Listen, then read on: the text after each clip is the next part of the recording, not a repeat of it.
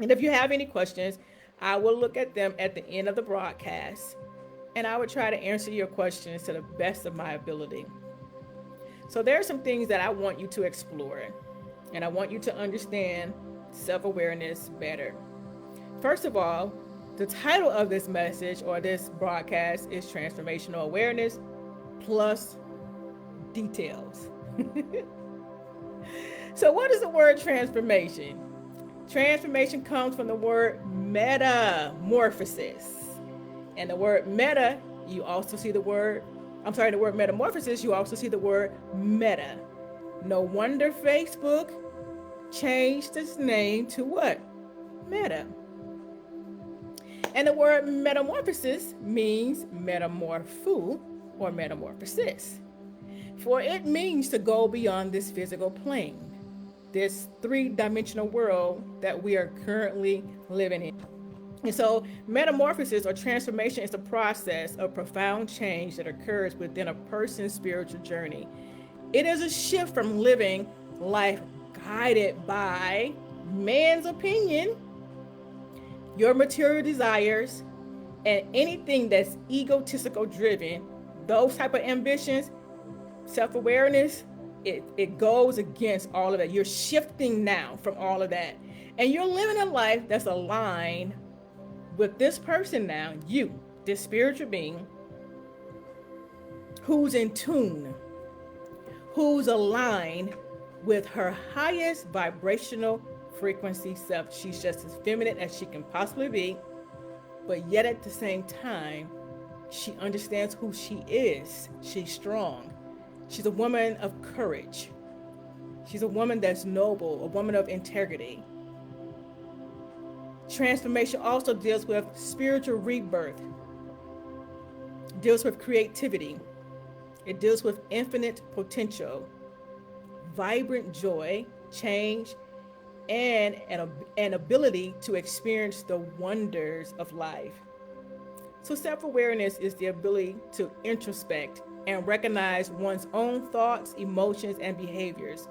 It involves being in tune with your inner self. The best way, excuse me, that I can describe transformation is a butterfly. Butterfly goes through a lot of cycles in life. They go from being a butterfly, they get into the cocoon, and inside of the cocoon, if you heard what I said about transformation, we talked about your own ability to go within, to transform, to is augmentate, metamorphosis, metamorpho. A butterfly goes through a metamorphosis. They augment. They grow from within the cocoon. And if you think about a butterfly, if you've ever studied the life cycle of a butterfly, they actually eat themselves out of their shell. They eat away at the pulp that is there. The caterpillar does eat away the pulp that is there, and it comes out as this butterfly.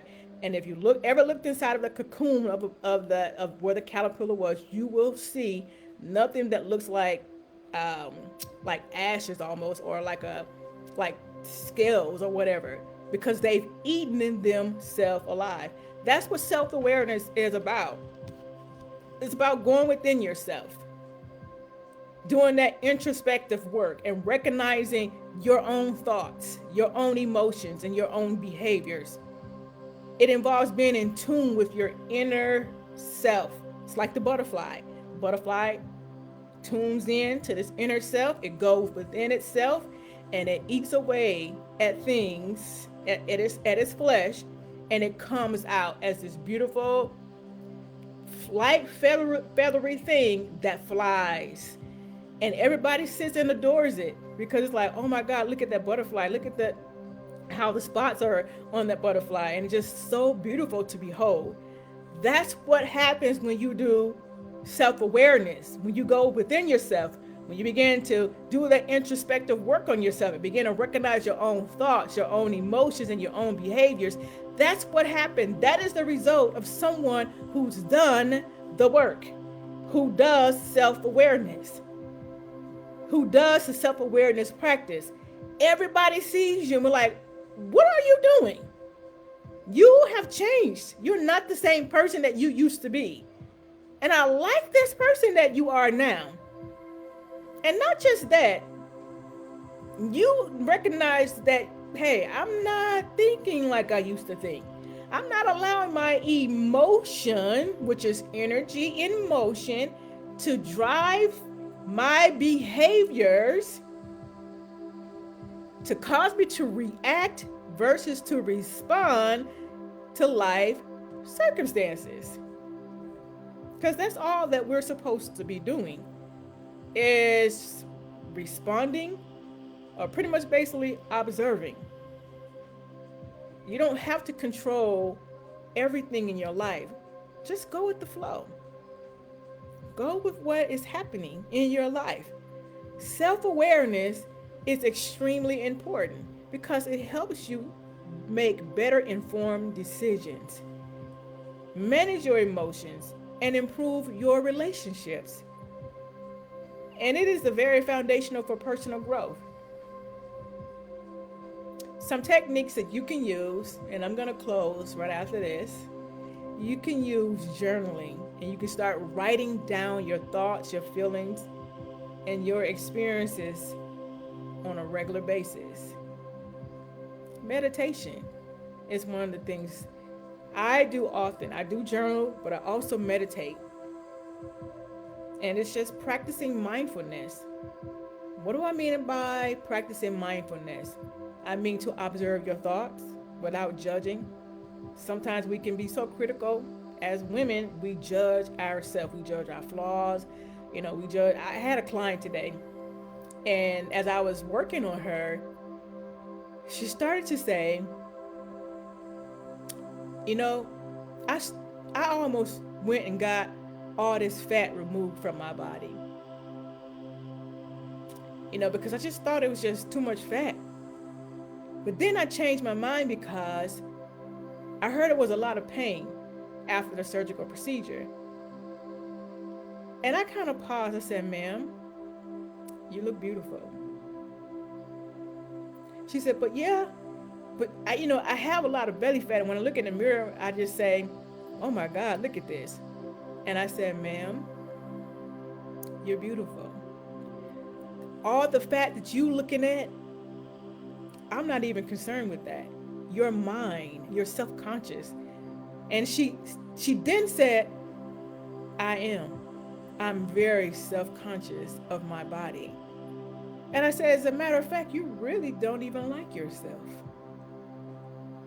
She said, you're right. And then she said, I don't even know where those thoughts come from.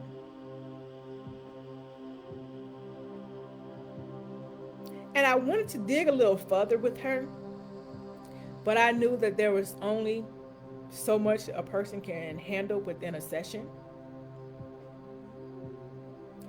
And so I stopped there, and she shifted the conversation, and she started telling me, my father died when I was young. And my youngest brother, he raised me. He started raising me. He became like the father figure in my life. And then she paused.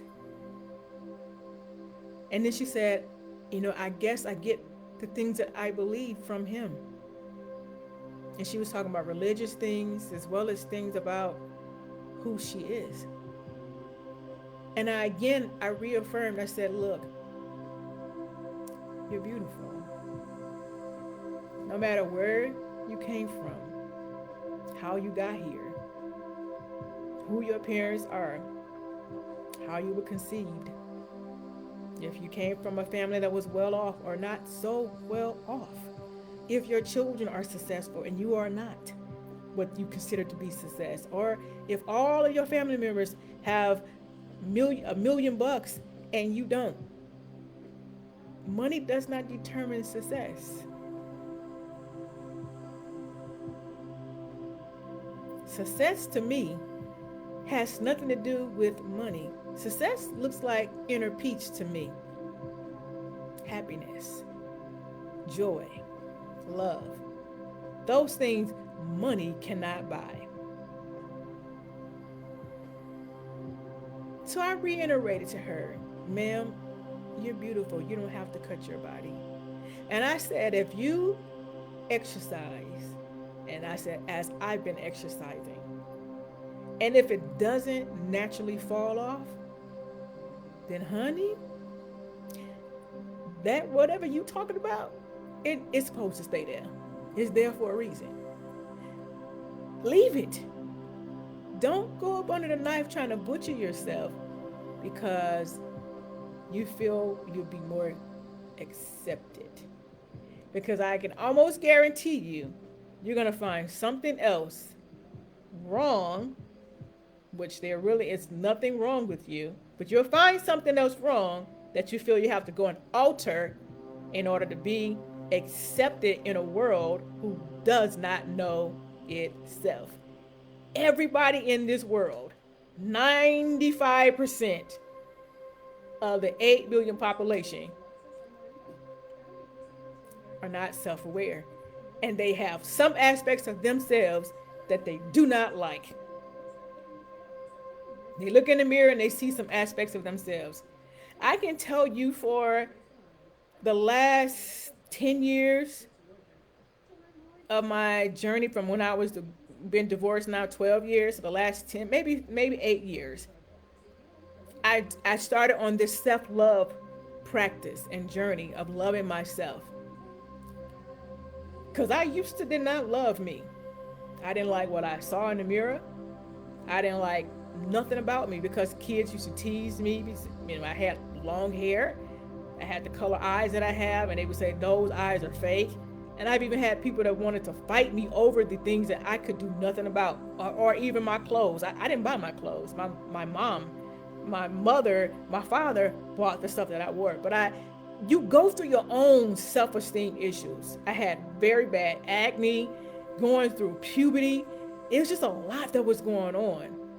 And so 10 years, maybe 8, if I'm not mistaken, calculation probably is off. It could be 8, between 8 to 10 years. That's when I really started honing in on the self-love and started loving myself really, really hard. I would take walks. I would record myself on my phone, telling myself some affirmations. And as I was walking, taking my morning walks, I would listen to myself tell myself what I've always wanted to hear. I encourage you to do that. If you don't use your phone, use some other recording device and tell yourself what you've always wanted to hear. That little girl inside of you may have always wanted her mother or her father to reaffirm. Your father gives you your identity. Your mother comes and nurtured that identity. So tell yourself what you wanted your father to tell you, and he never said it to you. What you wanted your mother to nurture on the inside of you that she probably didn't even have the skill set to nurture you because she was not nurtured. So you have children now that grow up having to heal from their parents because their parents were not healed. That's why they say the hurt people hurt people. So you have children that are now having to heal from trauma that their parents inflicted upon them because their parents were traumatic and traumatized themselves as adults trying to parent them. And then you have the children parenting the parent because the children took time to heal themselves. So now I got to parent you. So I had to do the work. And my divorce was the catalyst to do that work. And I'm grateful for my divorce because if it had not been for that, I would not be where I am. And I would not have done the work, which has led me to be where I am. And I did the work on me. I had to work on me. I had to work on getting my emotions together. I had to work on improving relationships. I had to work on making better informed decisions.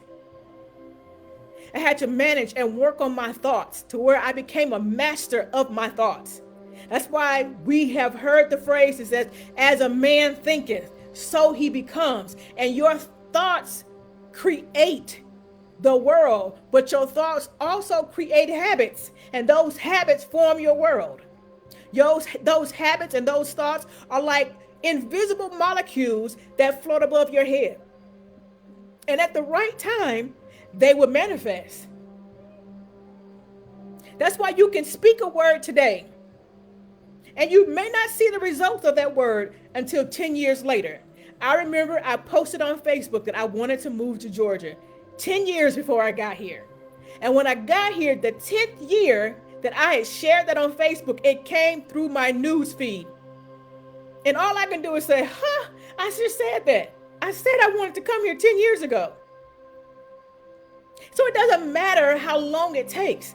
Be mindful of the thoughts that you think, because thoughts are energy. And even if you're not speaking it out loud, you still are manifesting it, because thoughts are energy, and energy becomes things, and thoughts become the habits to which you live out every single day.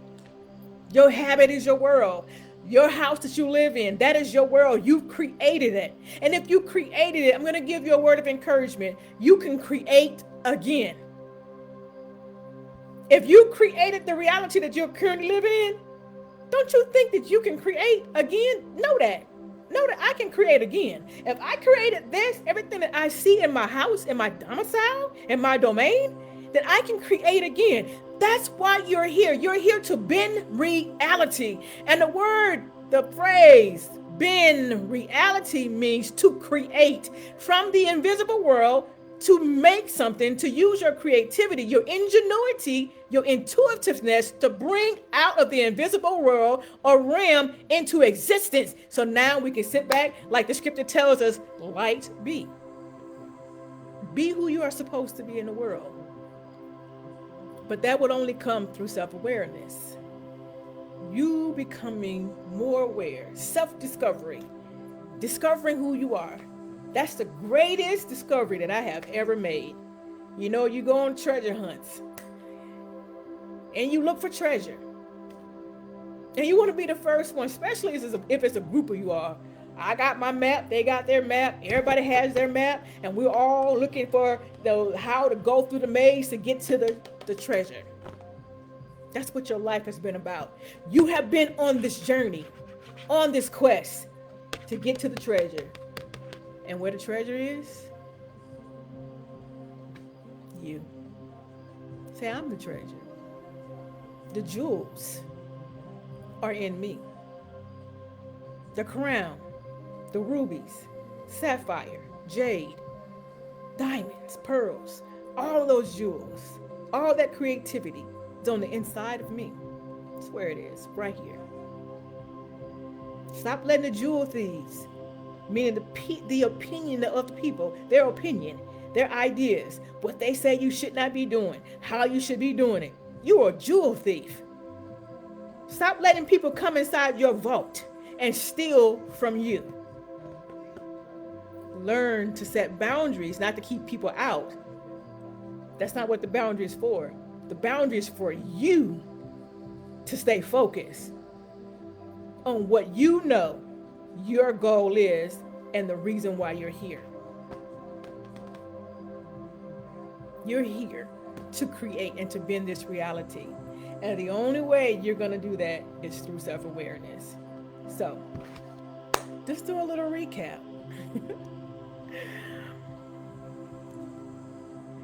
But many of you are in transition.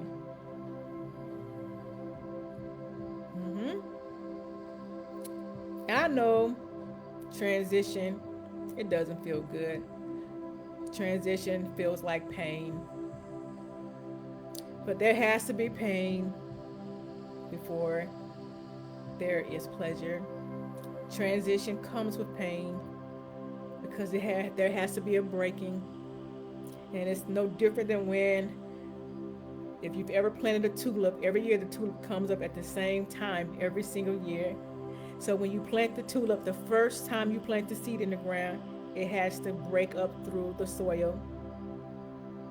And that's you. And that simplifies transition. So it's transitioning from being a seed that's buried into the soil to now becoming visible up through the soil and to begin to bloom. Many of you are like that tulip. You're in transition. You feel like you've been buried in the sand. Like nobody sees you, nobody hears you. Feel like all the dirt has been packed down. Life is just packing things down upon you, one thing after the next thing after the next thing. And you're like, how can I breathe in this thing that I am in? I can't even catch a breath. But lo and behold, you have some sisters that are willing to help you navigate your course. Need me, anybody in the group, you can leave it in the comments of a post, you can DM, or you can email me at info@angelayirvin.com. We are so excited to have y'all here and excited to see what's going to unfold for us as the days coming. Have a good day, everybody. Bye-bye.